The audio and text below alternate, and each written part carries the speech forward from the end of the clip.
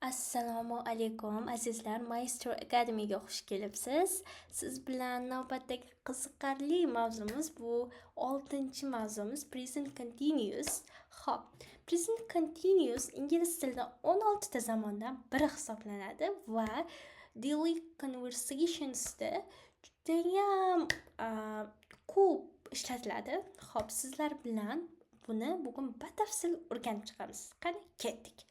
Xo'p, qoidalarimizga keladigan bo'lsak, qoidalarimizda birinchi struktura berilgan, ya'ni subject plus to be is are plus verbga ing qo'shiladi.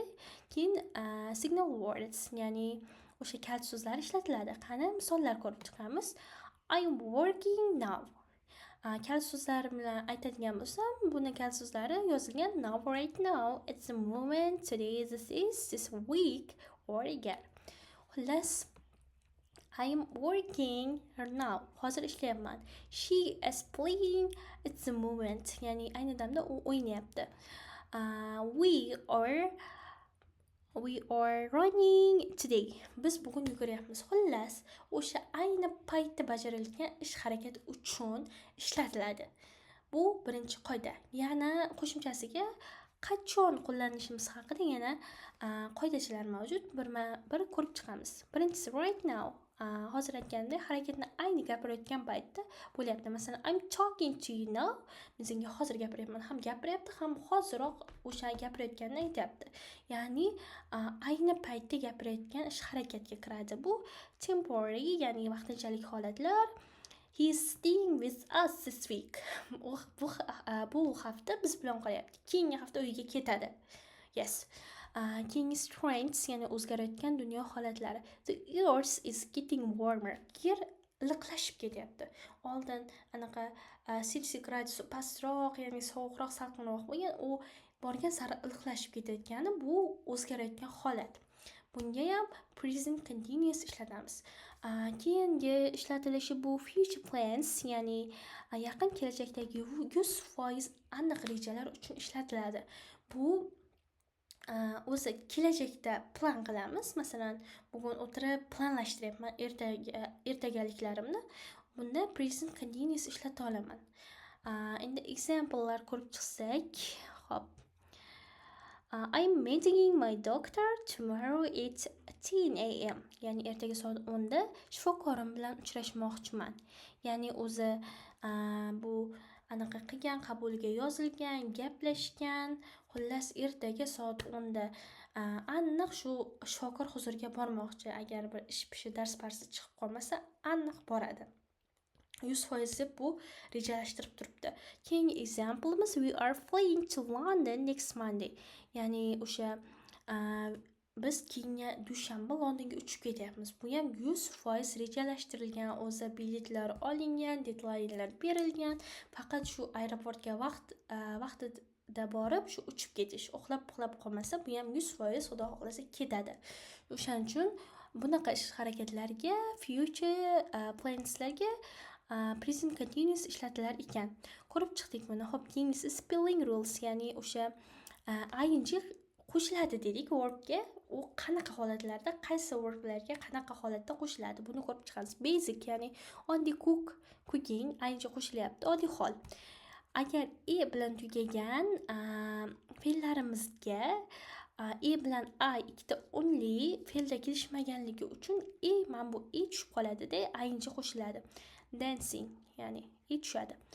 Double consonant, ya'ni ikkita undosh ortishi, ya'ni shunday fe'llarimiz bor, unga ing qo'shilganda bitta oxirgi undoshimiz ortadi. Masalan, sit, sitting, swim, swimming, shular. bilan tugagan fe'llarimizda esa bu tushib qoladi-da, y qo'shiladi o'rniga, ing, ya'ni o'sha bilan y ga o'zgarib, keyin ing oladi. Masalan, lie yotmoq, shu yo'q aldamoq, lying bo'lsa aldayapti. Xo'p, keyin die vafot etmoq, dying shu vafot etyapti bo'ladi. Bu so'zni chalg'ib ketdim, uzr.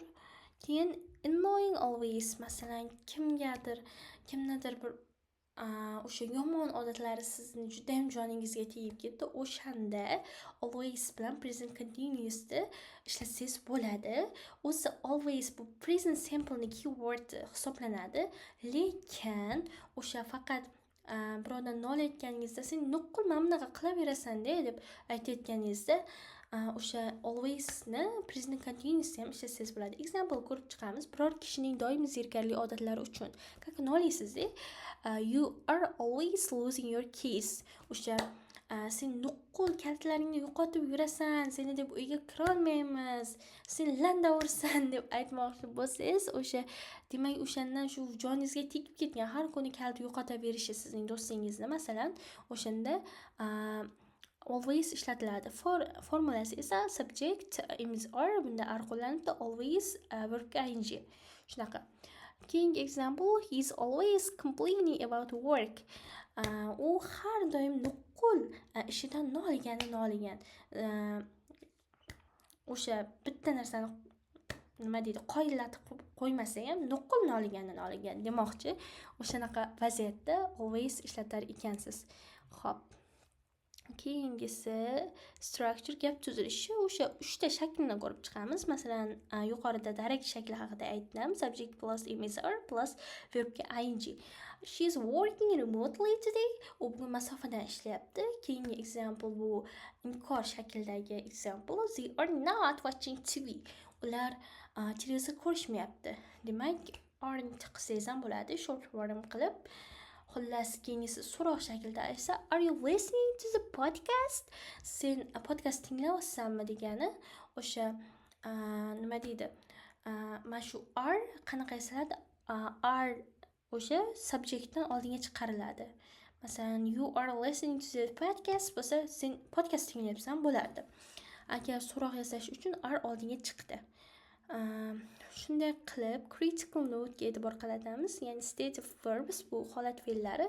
Bu fe'llar odatda continuousda ishlatilmaydi, harakat yo'qligi uchun. Ya'ni siz mana bunaqa bu fe'llarni oldin ko'rib chiqaylik, keyin tushuntiraman.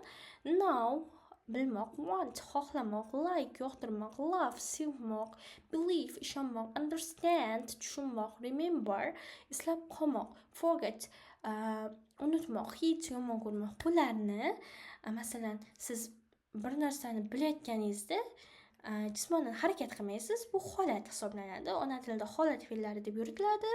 O'shalar ing olmaydi demoqchi bu qoidada. Masalan, kimnidir bilyapsiz yo taniyapsiz, siz harakat qilmayapsiz. Siz o'ylayapsiz, o'sha eslayapsiz, lekin harakat qilmayapsiz. Shuning uchun ing ishlatilmaydi. Want them xuddi shunaqa, xohlayapsiz, lekin harakat qilmaysiz. O'sha ichki his bilan xohlaydi odam, bu holat fe'liga kiradi. Shuning uchun ing ishlatilmaydi. Bular ham xuddi shunday. Endi siz bilan mashqlarni ko'rib chiqamiz. Xo'p. Bunda birinchi mashqda gaplarni is or verb ing bilan to'ldiring debdi. Birinchi o'z example berilgan. I'm searching for a job. Men ish qidiryapman. Ikkinchi example-ni ham siz uchun qiynalmasligingiz uchun, yaxshiroq tushuncha olishingiz uchun bajardim. Look, it's really heavy. Qara, sharros yomg'ir yog'yapti. Ya'ni itga is ishlatdim, rainga ing qo'shdim. Ikkinchi mashqda write the ing form fe'llarga ing qo'shib yozing debdi. Hop, come ga coming, ya'ni boya aytganimda tushib qoladi. I bilan kelisha olmaganligi hisobiga ing qo'shiladi, coming bo'ladi. Swim ga swim bitta oxirgi undoshimiz ortib ketardi ing qo'shilganda, ikkita am bo'ladi, swimming. Study o'qimoq, bu studyga oddiy holatda ing qo'shib studying yozamiz. Xo'p, uchinchi mashqimiz qanaqa?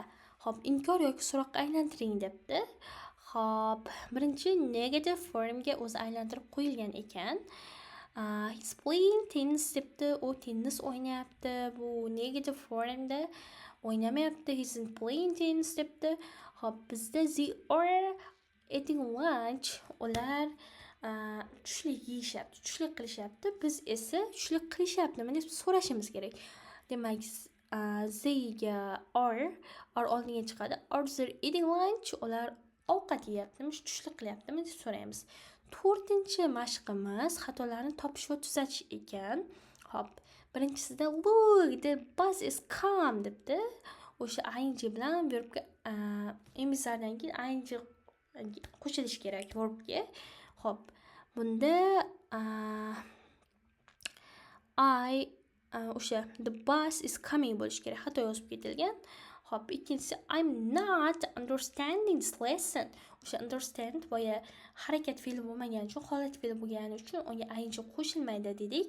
O'shaning uchun I don't understand bo'ladi. Hop, 5-da complete the chat. Ya'ni o'sha dialogni to'ldirish kerak. Present continuousdan foydalangan holda. Hop, hey, what are you doing right now debdi. Hoy, nima qilyapsan hozir deb so'rayapti. Qolganini mana shu tushuntirgan grammar qoidalarim asosida yaxshilab o'rganib, birinchi grammar qoidalarini takrorlab, so'zlarni o'rganib, keyin mashqlarni bajarsangiz, ancha siz uchun samarali, esda qolarli bo'ladi. Va present continuous bo'yna aytib o'tganimdek muhim zamonlardan bittasi, chunki o'sha essay yozayotganingizda ham sizga kerak bo'ladi, o'sha speaking qilayotganingizda ham sizga kerakli zamon, o'sha readinglarda ham ko'p uchratasiz, ilmiy matnlarda, readinglarda ham kerak. Xullas, bu juda ham kerakli zamon. Yaxshilab o'zlashtirib olsangiz, siz testlarda ham, o'zi IELTSga tayyorgarlik jarayonida ham hech ham qiynalmaysiz. Xo'p, shu bilan bugungi darsimiz o'z nihoyasiga yetdi. Umid qilamanki, bu mavzumizni ancha tushunib oldingiz. Maestro Academy kelajagingizdagi o'qishlaringiz uchun muvaffaqiyat tilab qoladi. Xayr, ko'rishguncha salomat bo'ling deb qolaman.